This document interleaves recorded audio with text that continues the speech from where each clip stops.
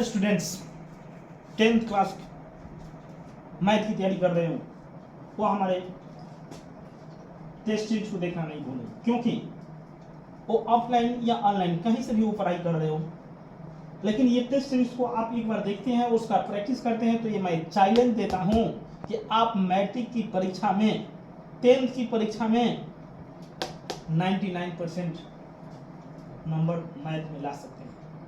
मेरे कितने students 80 plus 99 number ला चुके हैं। देखिए, मेरा पहला क्वेश्चन क्या है, रैखिक बहुपद का व्यापक रूप क्या होता है। बहुपद तो आप पढ़े होंगे, घात के आधार पर बहुपद कितने प्रकार के होते हैं, 3 प्रकार के होते हैं, रैखिक बहुपद, द्विघात बहुपद, त्रिघाती बहुपद। तो द्विघात बहुपद या द्विघाती बहुपद क्या है, रैखिक बहुपद क्या है, एक घात वाले बहुपद को रैखिक बहुपद कहा जाता है। इस बहुपद का व्यापक रूप क्या होता है, x प्लस बी, जहां a नॉट इक्वल टू 0 होता है। इसका पावर 1 होता है, इसलिए इसको रैखिक बहुपद कहा गया है। कभी भी याद रखिएगा, b का वैल्यू 0 हो सकता है, लेकिन इसके साथ जो लगा हुआ है a का वैल्यू 0 नहीं होगा, क्योंकि जैसे ही a का वैल्यू 0 होगा, इस पूरा का वैल्यू आपका ये अचल पद आ जाएगा, बहुपद का अस्तित्व नहीं हो पाएगा और रैखिक बहुपद का अस्तित्व ही नहीं रहेगा। इसलिए इसका व्यापक रूप x प्लस बी, जहां a नॉट इक्वल टू 0 होता है। ये a का वैल्यू 0 दिया है, इसलिए ऑप्शन गलत है, और ये x प्लस सी और x प्लस डी बिल्कुल गलत है। करेक्ट ऑप्शन आपका होगा ए। नेक्स्ट क्वेश्चन कहता है कि द्विघात बहुपद 2x² माइनस 8x प्लस 6 के लिए अल्फा प्लस बीटा बराबर व्हाट, इसका वैल्यू क्या होगा। आखिर ये अल्फा और बीटा क्या है। द्विघात बहुपद के 2 शून्यक होते हैं, द्विघात बहुपद के 2 शून्यक होते हैं, जिसे अल्फा एवं बीटा से सूचित किया जाता है। क्वेश्चन में ये भी आ सकते हैं कि द्विघात बहुपद के कितने शून्यक होते हैं या उसके शून्यकों की संख्या क्या होती है, तो आप 2 बोलेंगे, और इसके लिए उनका योगफल क्या होगा। अगर द्विघात बहुपद दिया हो तो इसका सूत्र होता है अल्फा प्लस बीटा का माइनस बी बटा ए। ये क्वेश्चन लैंग्वेज में पूछ सकता है कि शून्यकों का योगफल क्या होगा, तो शून्यकों का योगफल या अल्फा प्लस बीटा का वैल्यू क्या होगा, सेम है answer minus B by A. Minus B देखिए यहाँ पे A B C, A B C आपको आता होगा। फर्स्ट जो कांस्टेंट है एक्स का वो ए का मान है, सेकेंड जो कांस्टेंट है -8 ये बी का मान है, और सी जो है ये 6 सी का मान है। तो minus B by A, minus यहाँ पे 8 है, यहाँ पे रखेंगे तो उसका वैल्यू -8। अब आपका ए का वैल्यू यहाँ पे कितना है जी, 2 है, तो माइनस माइनस प्लस 8 बटा 2, 2 चौका 8, तो आपका इसका करेक्ट वैल्यू 4 आ रहा है। 4 जो ऑप्शन है ऑप्शन सी में है करेक्ट आंसर। एक बार और समझ लीजिएगा, इसका सूत्र माइनस बी बाई ए होता है। माइनस बी का वैल्यू देख लीजिए -8 है, और ए का गुणांक कितना है, 2 है, ए का वैल्यू यानी 2, माइनस माइनस प्लस होगा, इसको कैंसिल करेंगे तो आपका कटकर कितना आएगा, 4 आएगा। इसलिए इसका ऑप्शन क्या हो जाएगा, सी करेक्ट। तीसरा क्वेश्चन है द्विघात बहुपद 2x² माइनस x माइनस 21 के लिए अल्फा इंटू बीटा का मान क्या होगा। यानी अल्फा इंटू बीटा क्या है, शून्यकों का गुणनफल। शून्यकों का गुणनफल का मान क्या होगा, तो इसके लिए देखिए आपका क्या दिया हो, इसको हटा दीजिए। अल्फा इंटू बीटा का फॉर्मूला क्या होता है, सी बाई ए, और सी का मान यहाँ पे देख लीजिए अचर पद क्या है -21, और ए का गुणांक यहाँ पे कितना है, 2 है, तो -21 बटा 2 ऑप्शन कितना में है, ए में है, तो इसका करेक्ट ऑप्शन क्या हो जाएगा, ए हो जाएगा।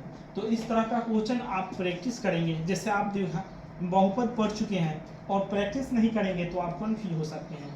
बहुत सारे ऐसे स्टूडेंट सोचते हैं कि मैं तो सारा पढ़ाई कर चुका हूं, मैं परीक्षा में बेहतर परफॉर्मेंस कर सकता हूं, लेकिन मैं प्रैक्टिकली के तौर पे मैं बहुत सारे ऐसे स्टूडेंटों को ऑब्जर्वेशन कर पाया हूं कि जो मैथ बढ़िया से पढ़ लिए लेकिन टेस्ट सीरीज से नहीं गुजरे हैं, उनका रिजल्ट बहुत मैथ में कम नंबर आ गए हैं। और इसलिए उन स्टूडेंटों को जो 10th की तैयारी कर रहे हैं मैथ सब्जेक्ट्स का, उनके लिए मैं ये टेस्ट से शुरू किया हूँ कि आप लोग का परीक्षा में बेहतर से बेहतर परफॉर्मेंस हो सके।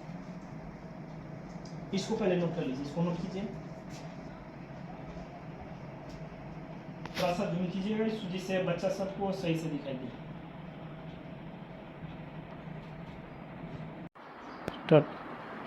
चलिए नेक्स्ट क्वेश्चन पे हम आते हैं। टेस्ट सीरीज का नेक्स्ट क्वेश्चन क्या करें, यदि द्विघात बहुपद px के 2 शून्यक -2 एवं 3 हो तो px का वैल्यू क्या होगा। कहने का अर्थ कि द्विघात बहुपद को px से सूचित किया गया है और इसका 2 शून्यक दिया हुआ है -2 एवं 3। द्विघात बहुपद के तो 2 ही शून्यक होते हैं ना, और इसके द्विघात बहुपद का मान पूछ रहा है। तो ध्यान दीजिएगा, इसका फार्मूला होता है, इसका फार्मूला यही होता है कि x² minus alpha plus beta into x plus alpha into beta. अब बोलिए सर ये सूत्र होगा तो इस पर आधारित देख लीजिए, x² आया, ठीक।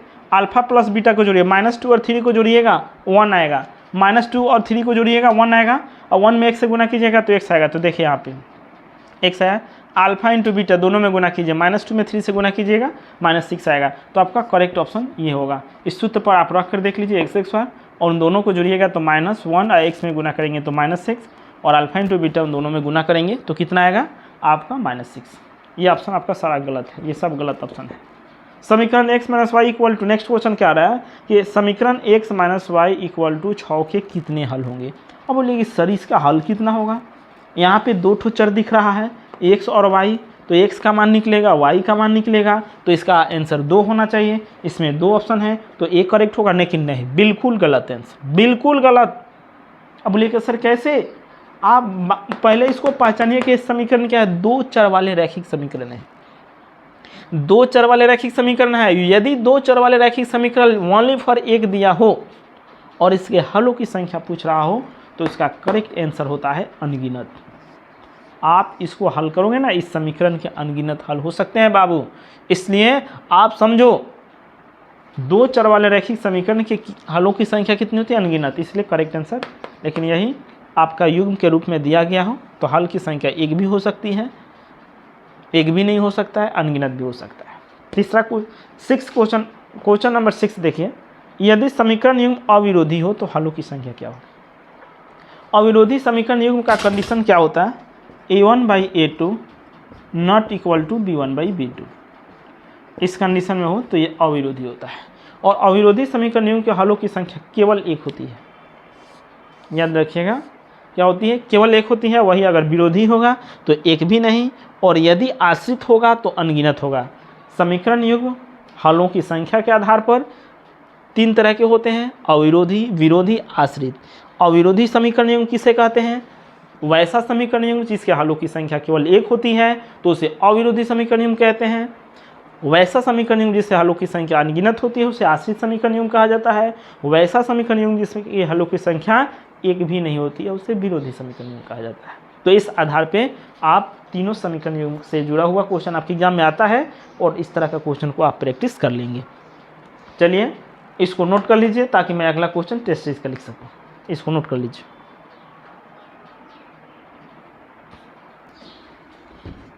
चलिए टेस्ट सीरीज का मैं नेक्स्ट क्वेश्चन लेकर आ रहा हूँ। देखिए क्वेश्चन नंबर 7, आश्रित समीकरण युग्म का आलेख कौन सी रेखा प्राप्त होगी। अभी आपको मैंने बताया कि हलों की संख्या के आधार पर समीकरण युग्म 3 प्रकार के होते हैं, अविरोधी, विरोधी और आश्रित।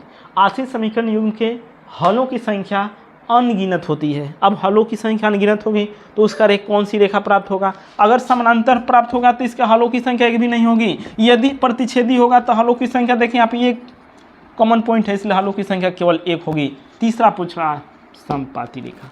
समानांतर नहीं होगा क्योंकि समानांतर में हलों की संख्या 1 भी नहीं होता है। प्रतिच्छेदी नहीं होगा क्योंकि प्रतिच्छेदी में हलों की संख्या केवल 1 होता है।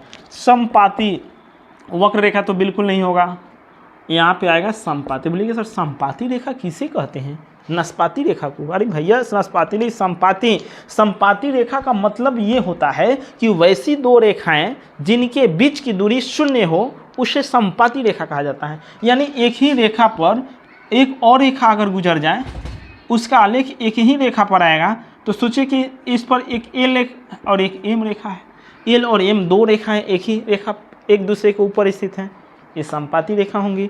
इसमें कॉमन पॉइंट की संख्या कितनी होगी, अनगिनत होंगी, इसलिए इसके हलों की संख्या अनगिनत होगी। और आश्रित समीकरण युग्म के हलों की संख्या आप समझ ही रहे हैं, अनगिनत होता है। नेक्स्ट क्वेश्चन, ये ट्रिगोनोमेट्री का क्वेश्चन है। 9sec(x)(a) - 9tan(x)(a) का मान कितना होगा। देखिए कितना सिंपल तरीका से आप आंसर को रट्टा नहीं मारे। दोनों में क्या कॉमन है, 9 और sec(x)(a) - tan(x)(a) 9 और इसका वैल्यू कितना होता है, ट्रिगोनोमेट्री में 1 होता है, इसलिए इसका 9 में 1 से मल्टीप्लाई करेंगे 9 ऑप्शन। आपका बी में है, इसलिए ऑप्शन बी करेक्ट होगा। दिमाग लगाएंगे, 9 दूनी 18 ऐसा नहीं होगा, और 1 होगा तो इसका वैल्यू 1 होता है। इसके साथ 9 लगा हुआ है तो 9 से मल्टीप्लाई करेंगे तो उसका वैल्यू 1 होगा। अगला क्वेश्चन कह रहे हैं, क्वेश्चन नंबर 9, 7 sin x पर थीटा प्लस 7 cos x पर theta equal to what. 4 option दिया हुआ है, 14, 0, 7, 2। इसमें भी देखिए क्या कॉमन है, 7 बार करेंगे sin x पर थीटा और प्लस cos x पर थीटा। देख सकते हैं इसका वैल्यू ट्रिगोनोमेट्री में 1 होता है, sin x पर थीटा प्लस cos x पर थीटा, इन दोनों में मल्टीप्लाई करेंगे 7 करेक्ट होगा, तो ऑप्शन आपका सी करेक्ट हो जाएगा। यदि sin a equal to cos b हो तो a प्लस बी का वैल्यू क्या होगा। देखिए दोनों एक दूसरे के पूरक कोण, ये दोनों एक दूसरे के पूरक हैं, और पूरक कोण आप मैथ में जानते हैं, दो कोणों का वैसा युग्म जिसका योगफल 90 डिग्री हो उसे पूरक कोण कहते हैं।